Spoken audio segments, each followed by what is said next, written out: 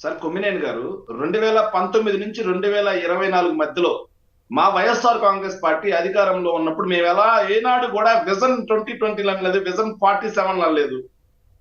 Jagan guarantee భవిష్యత్తు surety అది భవిష్యత్తు గ్యారంటీ జగన్ షూరిటీ అని కూడా మేము అనలేదు సార్. కానీ చేయాల్సిన పనులన్నీ రాష్ట్రానికి ఏవి మేలో గాంధీజీ గారు కలలు కన్నట్టుగా గ్రామ స్వరాజ్యం దిశగా అడుగులేసి మేము విలేజ్ క్లినిక్లు, సచివాలయాలు, రైతు భరోసా కేంద్రాలు, వాలంటీర్ల వ్యవస్థ, సచివాలయ వ్యవస్థ తీసుకొచ్చాం. సో రాష్ట్రానికి విలువైన సంపద కోస్టల్ ఏరియా, గుజరాత్ తర్వాత అత్యధికంగా కోస్టల్ ఉంది. దాని ద్వారా మనం ట్రేడింగ్ చేస్తే రాష్ట్రానికి సంపద పెరుగుతుందని ఆలోచన చేసి 3 ప్రభుత్వ పోర్టులు, 1 ప్రైవేట్ పోర్టు సార్, 10 ఫిషింగ్ హార్బర్లు, 6 ఫిష్ ల్యాండింగ్ సెంటర్లు. చంద్రబాబు నాయుడు గారు ఏనాడు ఆలోచన చేయలేదు సార్ ఆ దిశగా.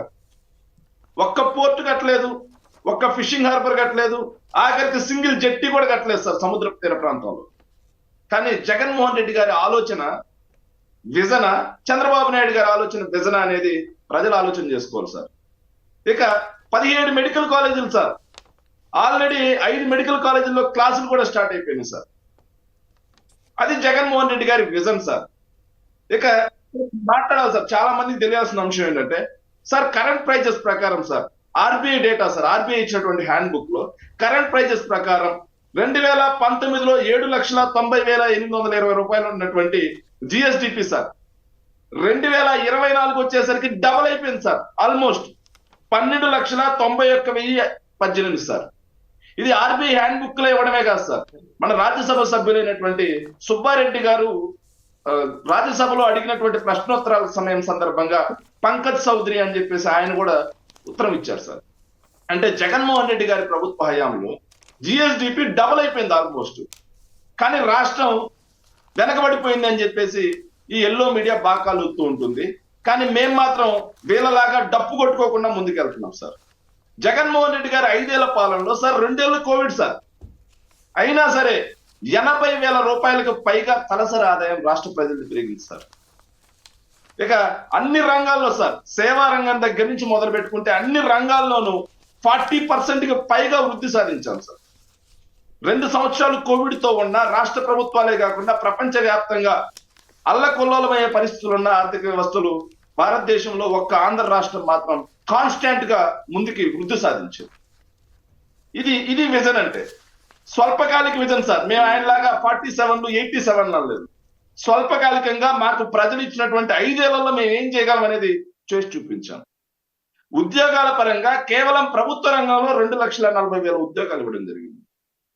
ప్రైవేట్ రంగంలో 30 లక్షల ఉద్యోగాలు కేటాయించడం జరిగింది. 3,50,000కు పైగా ఎంఎస్ఎంఈలు, 1,00,000 కోట్లకు పైగా పెట్టుబడులు గ్రౌండ్ చేశాం. కానీ ఈనాడు ఏం జరుగుతుంది సార్? జగన్మోహన్ రెడ్డి గారి ప్రభుత్వ హయాంలో పెట్టుబడులు పెడతారా? జగన్మోహన్ రెడ్డి గారి ప్రభుత్వానికి మీరు సహకరిస్తారా? ఎంత ధైర్యం మీకు? జిందాల్ మీద కేసు పెట్టండిరా, అదాని మీద బుర్ర చల్లండిరా, గ్రీన్కో వాళ్ళ మీద బుర్ర చల్లండిరా. జగన్మోహన్ రెడ్డి గారి ప్రభుత్వ హయాంలో ఎవడెవడి పెట్టుబడులు పెట్టడానికి ముందుకు వచ్చాడో వాళ్ళందరి మీద ఏదో కేసులు పెట్టండి, లేకపోతే బుర్ర చల్లండి.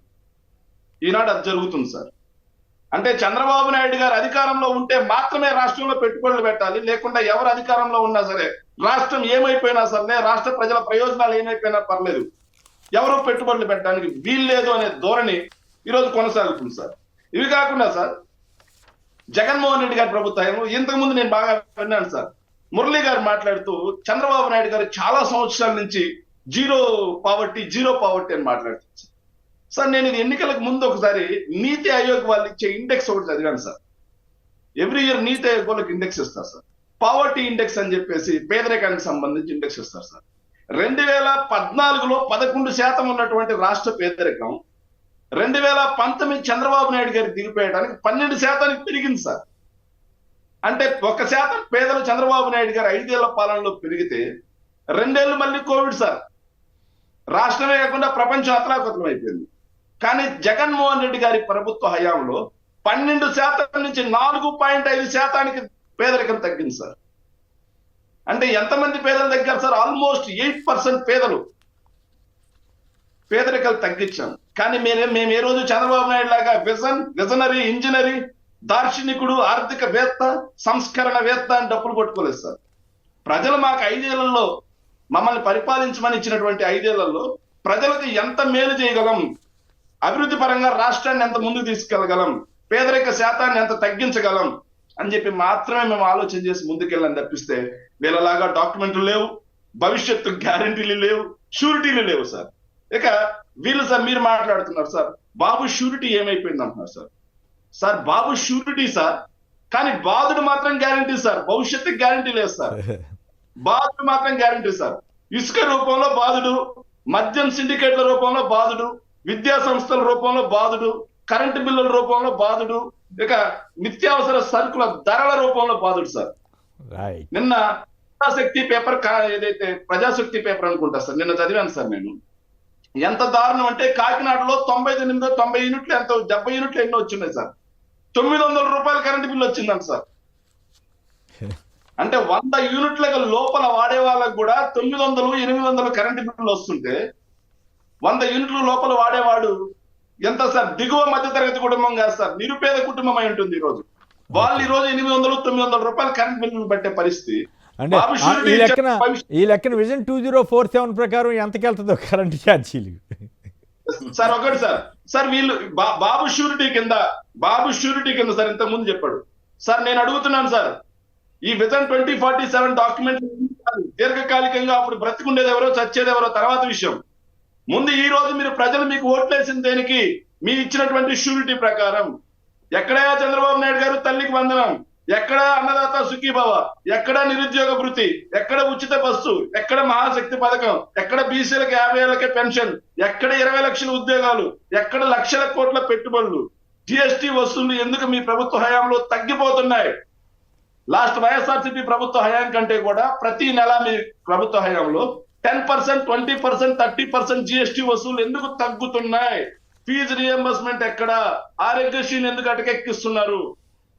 ఇవన్నీ చెప్పాల్సింది పోయి ఇవన్నిటికీ సమాధానాలు ఎవరు చెప్పాలి సార్? ప్రభుత్వంలో ఉన్న వాళ్ళు చెప్పాలి. చెప్పకపోగా వీటన్నిటికీ మళ్ళీ జగన్మోహన్ రెడ్డి గారే కారణం అని చెప్పి మాట్లాడుతున్నారు అంటే ఇక వీళ్ళని ఏమనాలి? రాష్ట్ర ప్రజలు వీళ్ళని ఎలా చూడాలి సార్? Right, okay. అయితే ఫైనల్ గా పవన్ కళ్యాణ్ గారు 25 ఏళ్ల పాటు చంద్రబాబు గారి దగ్గర పనిచేస్తానంటున్నాడు సార్. అది ఆధిపత్య పోరులో భాగంగా వచ్చినటువంటి మాటలు సార్. అంటే చంద్రబాబు నాయుడు గారి దగ్గర నుంచి విడిపోతానంటే లోకేష్ బాబు సీఎం కాకూడదు, అంతేనా? లోకేష్ బాబు సీఎం కాకూడదు, నేను సీఎం అవుతానంటే ఒప్పుకునే పరిస్థితి లేదు. సో లోకేష్ బాబు గారు సీఎం కాకూడదు అంటే చంద్రబాబు నాయుడు గారు సీఎం గా ఉండాలి. ఓకే, అంటే అప్పటికి 100 ఏళ్ళు వస్తాయి కదా, చంద్రబాబు గారికి 100 ఏళ్ళు వస్తాయి అప్పుడు. సో 100 ఏళ్ళకి కూడా ఆయనే ఎట్లా ఉండగలుగుతాడు? అంత శక్తి సామర్థ్యాలు ఉంటాయంటారా? పవన్ కళ్యాణ్ గారికి అంత నమ్మకం చంద్రబాబు గారి శక్తి సామర్థ్యాల మీద? సార్ పవన్ కళ్యాణ్ గారు ఇంతకు ముందు మాట్లాడిన మాట ఒకటి మీకు చెప్పాలి సార్. సముద్రం ఒకరికి వంగి సలాం చేయదు, పర్వతం ఒకరి పాదాల చెంత నిలబడదు.